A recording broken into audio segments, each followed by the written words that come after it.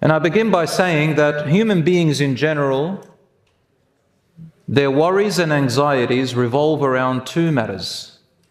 What are these two matters? The human being. All our fears and worries and anxieties revolve around two matters. Everything around them, what are they? They are death. We're always knowing that our time's running out, we're going to die. Those worries and anxiety of the future, death. And number two, our health and wealth.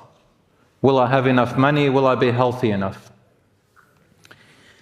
And Allah subhanahu wa ta'ala has taught us how to minimize that stress and that worry.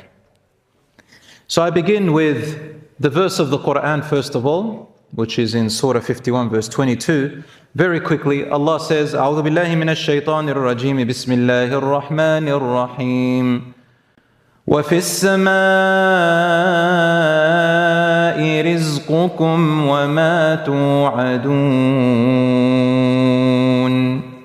Allah says, and in the heaven is your provision, and also what you are being promised. In the heaven mean the heavens, meaning from Allah, has written in the Lawh al-Mahfuz, in the preserved tablet above in the heavens, every single person's sustenance, their livelihood and their provision. All the rain that drops on the earth, all the sustenance and the resources and everything that comes to us as human beings in this world has already been decided, and it is written in a preserved tablet in the heavens. No one can change it. It has ended, it has been written, the pages are closed, the ink has dried, and it is set. The second part of this verse, and whatever you are promised, that's talking about both believers and non-believers, that the day of judgment is coming.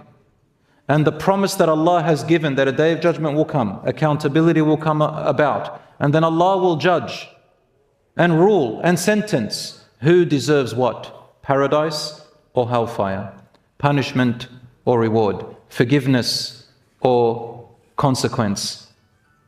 This is a promise from Allah, it's a wa'ad. It will come. And so this world begins to become like a mirage or an imagination. And truly this world will become like that.